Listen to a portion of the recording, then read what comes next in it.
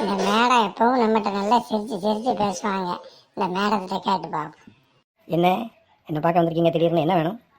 Madam, அவசரமா கொஞ்சம் பணம் தேவைப்படுது, ஒரு 1000 ரூபா கொடுங்க, அடுத்த மாதம் தான். ஏன் மேடம் உங்கள் முகம் இவ்வளோ அஷ்டகோணலாக போகுது? அதையான்பா கேட்க, நானே பணத்துக்கு அந்த பாடுபட்டுக்கிட்டு இருக்கேன். Sorry madam. என்னையா ரொம்ப சோகமாக இருக்கேன்? சோக கதையை கேளு தாய் குழமைன்னு பாடணும் போல இருக்கு சார். அட விட்டா சோகத்தை கூட பாடிடுவோம் போல.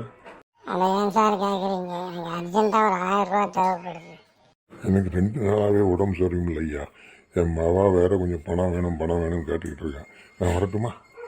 துட்டுன்னு கேட்ட உடனே தெரிச்சு ஓடுதாரே. என்னையா வராத ஆள் வந்திருக்க, என்ன விஷயம்? வேண்டிய சூழ்நிலை வந்துட்டேன் சார். கொஞ்சம் பணம் கைமடையாக இருக்குது, ஒரு 1000 ரூபா கொடுத்தீங்கன்னா நல்லாயிருக்கும். எனக்கே 1008 செலவு இருக்கியா? நானே எங்கே வாங்க அங்கே வாங்க இங்கே வாங்கன்னு தூங்கிட்டு அது நீ ஏன்ட்ட வந்து கேளு. சரியா போச்சு. சாரி சார், உங்கள் நிலைமை தெரியாமல் வந்துட்டேன். வரேன் சார்.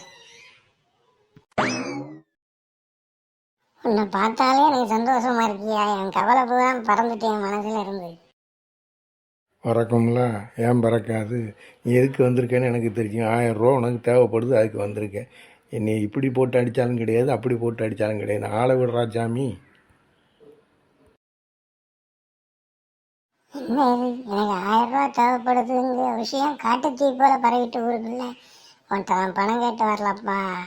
எனக்கு நான் இப்போ பரட்ட வேண்டிய பணம் எனக்கு கிடைச்சிட்டு. சரியா? போ போ, தொல்லை இல்லாமல் நிம்மதியாயிட்டு. நல்ல வேலை நான் தப்பிச்ச வாரம்ப்பா.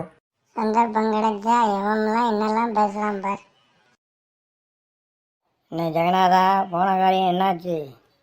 போன காரியம் காய் தான். இப்போ புரிஞ்சுதா பணத்தோட மதிப்பு? 1000 ரூபா பாக்கெட்டில் வச்சுக்கிட்டு 1000 ரூபா நீ கடன் கேட்ட, எவனாவது கொடுத்தானா? அவன் ஒவ்வொருத்தனும் அவனுக்கு தக்கன ஒரு காரணத்தை சொல்லியிருப்பான். இப்போ தெரியுதா பணத்தோட வேல்யூவே?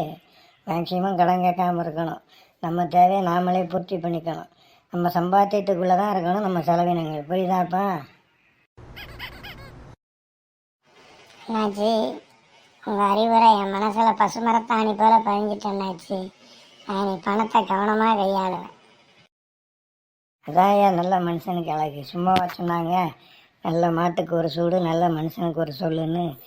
புத்திமதியை சிதறாமல் சிந்தாமல் பார்த்துக்கணும். வாழ்க்கையில் நல்லா இருப்பேன். ஓ.